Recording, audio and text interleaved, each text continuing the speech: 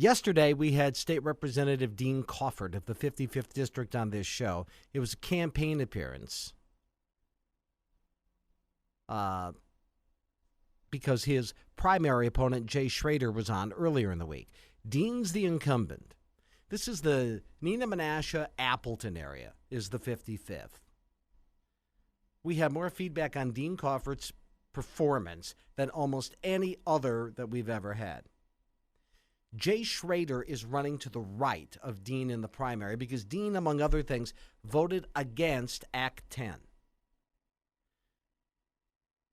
I was stunned at Dean trying to explain this away. He did sound like a bumbling idiot. But beyond that, I gave him an opportunity. He explained why he voted against Act 10. Well, you know, I've got my district is over the 50% turning point Democrat.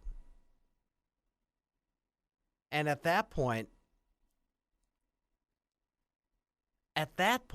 he said, well, you know, I got to look at my district. So I asked him, okay, so you voted out of political expediency and not what you thought was right.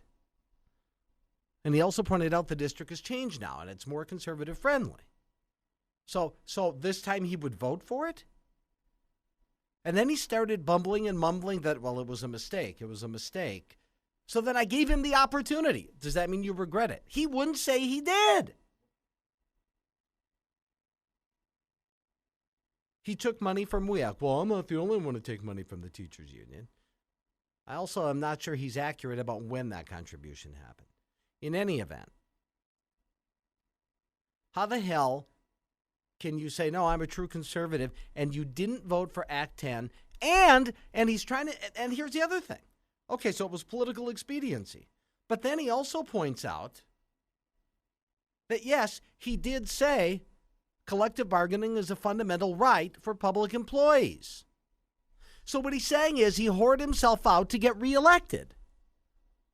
He did what he had to do to get reelected in what he perceived as a left-leaning district, said that public employee unions have a fundamental right to collective bargaining, and voted against Act 10. He didn't think that was going to come back to bite him in the butt? Really?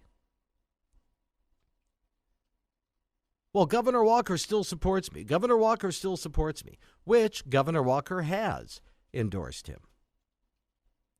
Now, you might ask why that is. Here's what I believe, and this is why I think he was so fumbling and bumbling and stumbling and fumbling and bumbling and stumbling. Here's what I believe happened. I believe he went to the Republican leadership and said, do you need, and he kind of couched that a little bit. He talked about it. Do you need my vote? He said, if they needed my vote, I would have been there. You know what that means? He asked. That tells me, and that's just my belief. He asked, let me out. If you don't need me, let me out. And they said, okay. And that's why he feels he shouldn't be punished for this, because he felt he had the blessing of the party. That's my theory on this. Again, I'm not saying that factually.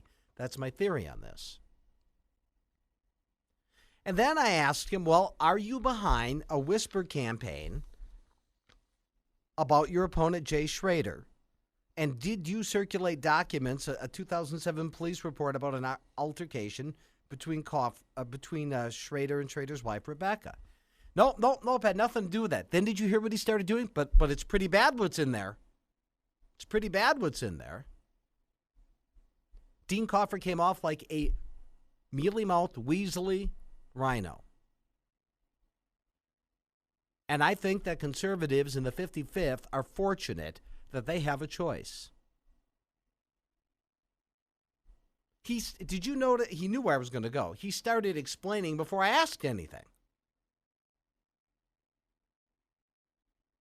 I cannot prove that he's behind the whisper campaign. I do not believe him when he says he's not. I can't prove that he is. I'm saying I don't believe him when he says he's not. I just don't believe him. Because Dean Kaufert sounded like a guy who would say anything. By the way, do you know that he was one of those who said Scott Walker created a civil war? Did you know that? I also like the pot shot he takes at media trackers. Well, they only have 7 people who go because they have 7 commenters. 1, they have more commenters than that. And 2, you idiot, the number of people who comment has nothing to do with the viewers that a website has. It was the most pathetic performance that we have ever had by a candidate, ever. And he did betray conservatives, and he did betray his party. If he had permission to vote that way, I'm guessing he begged for it because he felt it was the only way to get reelected. So if it was so damned important for him to not hack off the liberals in his district, then the conservatives in the 55th on August 14th ought to give that some serious consideration.